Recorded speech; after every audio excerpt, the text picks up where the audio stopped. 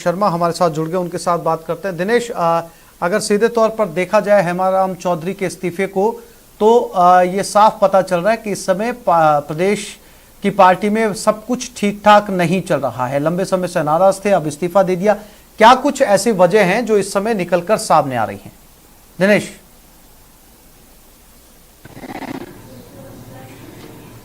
बिल्कुल आसिफ, देखिए हेमाराम चौधरी से खुद से तो हमारी बात नहीं हो पाई है, लेकिन ये प्रदेश की सियासत से जुड़ी एक बहुत बड़ी खबर है। जिस तरीके से लंबे समय से हेमाराम चौधरी नाराज चले आ रहे थे और आज नाराजगी जो है वो मुखर होकर फूटी है। हेमाराम चौधरी ने अपना इस्तीफा दे दिया है, बाकायदा विधानसभा अध्यक्ष को उन्होंने अपना इस्तीफा जो है वो भेज दिया और ये कहा है कि आज ही ये इस्तीफा उनका स्वीकार कर लिया जाए। हेमाराम चौधरी जो है वो लंबे समय से कांग्रेस के साथ जुड़े हैं और एक तरीके से दिग्गज नेता हैं, पूर्व में राजस्व मंत्री रह चुके हैं। काफी अच्छे तरीके से जो है कांग्रेस में अगर कहा जाए तो उनका नाम बहुत सम्मान के साथ लिया जाता है। तो कांग्रेस के लंबे सिपह सालार जो है वो रहे हैं लंबे समय से, लेकिन आज जो खबर आई है वो काफी चौंकाने वाली है।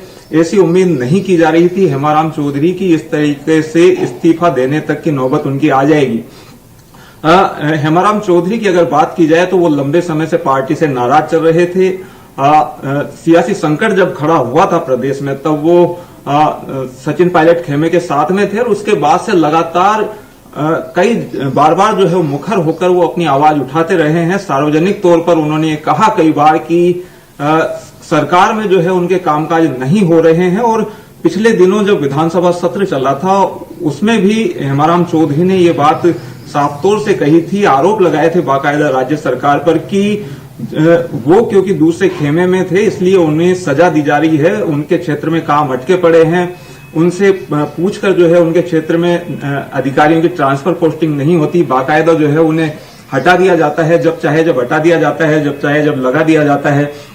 तो लंबे समय से जो है हेमाराम चौधरी नाराज चल रहे थे, आज जो है नाराजगी मुखर होकर जो है फूटी है और ये हेमाराम चौधरी का जो इस्तीफा है वो एक तरीके से झटके के रूप में देखा जाएगा, खासतौर से सचिन पायलट खेमे के लिए, क्योंकि सचिन पायलट खेमे के साथ में वो पूरी मुस्तैदी के साथ खड़े हुए थे जब सियासी संकट खड़ा हुआ था और पूरे 19 दिन तक जो है वो हरियाणा में रहे थे सचिन पायलट के साथ में। तो एक बड़ा झटका है और न केवल सचिन पायलट खेमे को बल्कि पूरी कांग्रेस पार्टी के लिए झटका है, क्योंकि जिस सम्मान के साथ में हेमाराम चौधरी का नाम लिया जाता है उनके द्वारा इस तरीके से यूं इस्तीफा देकर नाराजगी जो है वो सार्वजनिक तौर पर जाहिर करना ये एक बड़ी बात है। आसिफ, और इसी खबर पर हमारे साथ परिवहन मंत्री प्रताप सिंह खाचरियावास भी फोन पर जुड़ गए, उनसे बात करते हैं। दिनेश, आपके पास मैं लौटता हूं। प्रताप जी, इस समय एक बड़े नाम या यूं कहा जाए एक वरिष्ठ नेता ने जो है वो कांग्रेस से इस्तीफा दे दिया। सीपी जोशी को इन्होंने अपना इस्तीफा भेज दिया। पिछले लंबे समय से सुगबुगाहट चल रही थी, काफी समय से नाराज भी चल रहे थे। तो कैसे देखा जाए इसे प्रदेश की कांग्रेस पार्टी के तौर पर? क्या अभी भी कांग्रेस के भीतर सब कुछ ठीक नहीं है? सब ठीक है और ये पारिवारिक मामला है। आदरणीय हेमाराम जी चौधरी साहब बहुत सीनियर लीडर है और उनका बड़ा सम्मान है पार्टी में। और आज ये जो मामला मैंने भी टीवी पे देखा है, मेरी ज्यादा किसी से बात नहीं हुई इस मामले में जी। ये पारिवारिक मामला है और कई बार जब परिवार में इस तरह के मामले आते हैं तो मिल बैठकर निपटा लिए जाते हैं। वो आप जानते हैं कि एक सच्चे और अच्छे आदमी है, तो क्या बात हुई, क्या कारण रहा, ये सब एक्सपीरियंस चीफ मिनिस्टर है अशोक गहलोत जी, तो खुद अपने हिसाब से देखेंगे वो और गोविंद सिंह डोटासरा जी और आला कमान। तो क्या मामला है ये बातचीत करके और निश्चित रूप से सम्मान के साथ जो भी परिवार में होगा मिल बैठकर ठीक हो जाएगा। ठीक है प्रताप जी, आप कह रहे हैं कि ये जो है पारिवारिक मामला मिल बैठ के सुलझा लिया जाएगा। लगभग कमोबेश पार्टी के अंदर ये होता भी है कि जब कोई नाराज होता है तो उसे समझा लिया जाता है। आप ये कहना चाह रहे हैं प्रताप जी कि इस्तीफा स्वीकार नहीं किया जाएगा, फिर से इन्हें पार्टी में वापस लाया जाएगा? देखिए, ये सब कहने का काम तो अशोक गहलोत साहब का, गोविंद सिंह जी डोटासरा का और आला कमान का है। वो तो पार्टी में ही है, पार्टी कहाँ छोड़ के गए हैं? आपने मैंने जो आपका पढ़ा हो तो विधानसभा अध्यक्ष जी को उन्होंने इस्तीफा भेजा है जी। तो कांग्रेस से इस्तीफा थोड़ा ना भेजा है, अब उन्होंने भेजा है तो वो इस्तीफा कहाँ स्वीकार हो रहा है, क्या कारण है, सारी सच्चाई तो सामने आएगी। आपकी उनसे शायद बात हुई नहीं है, बात हो गई क्या आपकी? जी अब वो जो सारा मामला तो क्या स्थिति है क्या नहीं, मैंने भी टीवी पे ही देखा है, मेरी भी पूरी जानकारी में नहीं है। जब पूरी जानकारी होगी तब बात करेंगे। प्रताप जी, विपक्ष को एक बैठे बिठाए जो है इस तरह की घटनाएं जब किसी रूलिंग पार्टी में होती है तो विपक्ष को बैठे बिठाए मुद्दा मिल जाता है। विपक्ष लगातार पहले से ही कह रहा है कि पार्टी में सब कुछ ठीक नहीं चल रहा है, दो धड़े। ऐसे में आपको नहीं लगता कि विपक्ष को जो है वो एक लूज बॉल मिली है और वो उसके ऊपर जो है वो 6 लगाएगा? देखिए, एक बात आप मानकर चलिए, कोरोना संकट चल रहा है, विपक्ष के बीजेपी के 25 सांसद, मंत्री और उन सब से हाथ जोड़कर मुख्यमंत्री ने, हम सब ने रिक्वेस्ट की कि जितनी ऑक्सीजन गुजरात को, एमपी को, यूपी को, हरियाणा को 100 आदमियों के लिए देते हैं ना, उतनी ऑक्सीजन 100 आदमियों के लिए हमें दो। यदि हमारे 10,000 केस हैं, उनके भी 10,000, उनको जितनी ऑक्सीजन दे रहे हो उतनी 10,000 हमारे लोगों को दो। आप ऑक्सीजन में भेदभाव मत करो। आप वैक्सीन नहीं दे रहे पूरे देश को, आज राजस्थान में वैक्सीन नहीं मिल रही। किसी बीजेपी के कई एमएलए का मैंने पढ़ा, उन्होंने लिखा कि हमने 3 करोड़ रुपए दे दिए। कौन से 3 करोड़ रुपए इन्होंने दे दिए? ये 3 करोड़ रुपए अभी मुख्यमंत्री जी ने बढ़ाए वहां विधानसभा में, और पहली बार किसी मुख्यमंत्री ने 3 करोड़ रुपए बढ़ाए और वैक्सीन के लिए दे दिए। अरे भैया, वो अपने आप ही उन्होंने डिसीजन लिया ही तो बजट में उन्होंने आगे बढ़कर बड़प्पन दिखाया। 2 करोड़ 25 लाख था एमएलए का बजट, वसुंधरा जी ने 25 लाख रुपए बढ़ाए थे, इन्होंने 3 करोड़ रुपए बढ़ाए। और वैक्सीन के लिए 3 करोड़ तो देंगे, इसके अलावा बाकी देंगे। वैक्सीन उपलब्ध कराओ, ऑक्सीजन दो। और विपक्ष के लोगों से कहूंगा, ये राजनीति करने का वक्त, लाशों के ढेर लग रहे हैं पूरे देश में।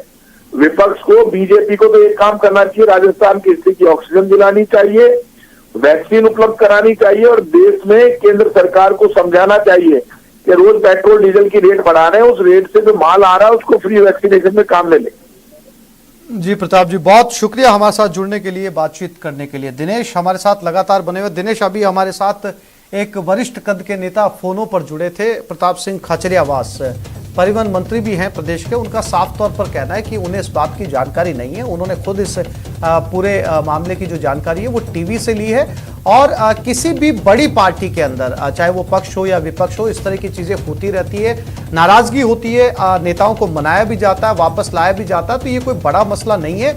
इस पर पीसीसी चीफ डोटासरा, खुद मुख्यमंत्री अशोक गहलोत, अजय माकन फैसला करेंगे कैसे इस पूरे घटनाक्रम का वो पटाक्षेप करते हैं। दिनेश,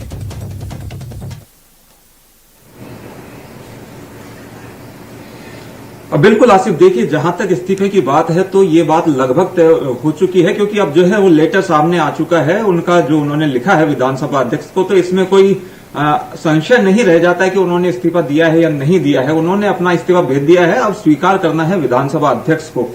कुछ ही देर में संभावना ऐसी भी जताई जा रही है कि बाड़मेर में शायद हेमाराम चौधरी वो रूबरू होंगे प्रेस से और अपना जो है वो अपनी बात रखेंगे कि क्यों आखिर उन्हें इस्तीफा देने के लिए मजबूर होना पड़ा।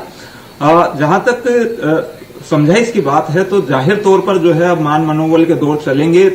पार्टी जो है कवायद करेगी कि उन्हें मनाया जाए, क्योंकि लंबे समय से पार्टी के सिपह सालार रहे हैं और उन्हें सादे रखना एक कांग्रेस के लिए जो है वो काफी बेहतर जो है वो साबित हो सकता है। तो मनाने के पूरे प्रयास होंगे पार्टी में, और हो सकता है दिल्ली से भी उन्हें मनाने के लिए कवायद की जाए। ठीक है दिनेश आप बने रहिए, मैं फिर से लौटूंगा आपके पास में। प्रेमदान भी हमारे साथ जुड़ गए। प्रेमदान, एक बड़े कद के नेता का इस्तीफा है और अभी तक हालांकि ये इस्तीफा जो है वो स्वीकार नहीं किया गया है, अभी इस्तीफा दिया गया है, लेकिन ये इस्तीफा पार्टी की अंदरूनी तस्वीरों को राजस्थान की राजनीति के पटल पर लेकर आता है और इससे पता चलता है कि सब कुछ ठीक नहीं चल रहा है अंदर, क्योंकि पिछले काफी समय से हेमाराम चौधरी जो है वो नाराज बताए जा रहे हैं। क्या एक बड़ी वजह प्रेमदान ये हो सकती है कि पार्टी के अंदर बड़े कद का कोई प्रोफाइल ना मिलना भी नाराजगी की बड़ी वजह है? क्योंकि लगातार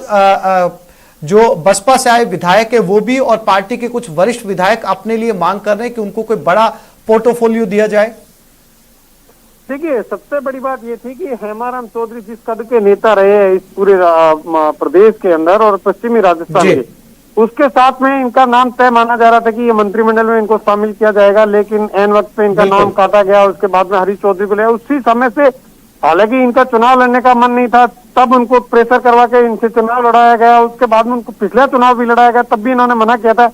हालांकि इस बार जब चुनाव लड़ाया गया था तो ये साफ तौर से यहाँ की जनता जो इनका विधानसभा क्षेत्र था उसके अंदर से भी यही मैसेज था कि हेमाराम चौधरी चुनाव जीतेंगे तो कैबिनेट मिनिस्टर बनेंगे और क्षेत्र का विकास होगा। तो जब वो नहीं बन पाए तो उसके बाद से लगातार ये जो नाराजगी का दौर चला और उसके बाद में आप सभी को विदित है कि सचिन पायलट गुट के साथ में ये चले गए, दिल्ली चले गए, काफी रुष्ट रहे। लेकिन प्रियंका गांधी और कांग्रेस के परिवार ने इनको बिठा करके जो समझौता हुआ वो समझौता कहीं न कहीं लागू नहीं होना अपने आप में हेमाराम जी के मन में वो जो 30 थी वो 30 उभर करके सामने आई है। तो ये अपने आप में बहुत बड़ा राजनीतिक घटनाक्रम है।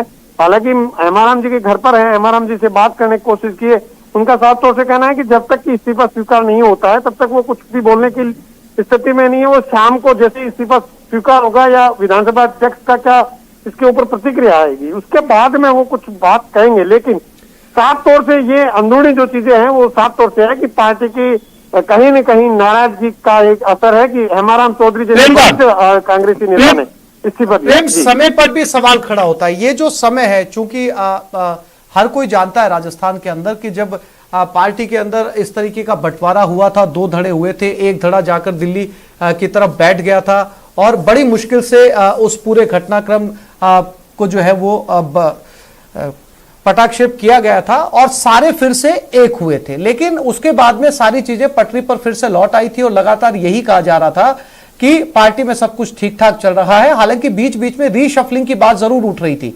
तो ये समय क्यों? क्या आपको लगता है प्रेमदान के इस दौरान जो है हेमाराम चौधरी की लगातार वार्ता हुई है सरकार के साथ में, कहीं ना कहीं वार्ता टूटी है तब जाकर उन्होंने ये फैसला लिया है? क्योंकि हेमाराम चौधरी जिस कद के नेता रहे हैं और उनका जो स्वभाव रहा है वो हमेशा इस स्तर का रहा है कि वो बहुत नियमों के साथ में राजनीति करते हैं और मूल्यों के साथ में राजनीति करते हैं। तो कहीं न कहीं जो कमिटमेंट हुआ था वो कमिटमेंट पूरा नहीं हुआ, उसी का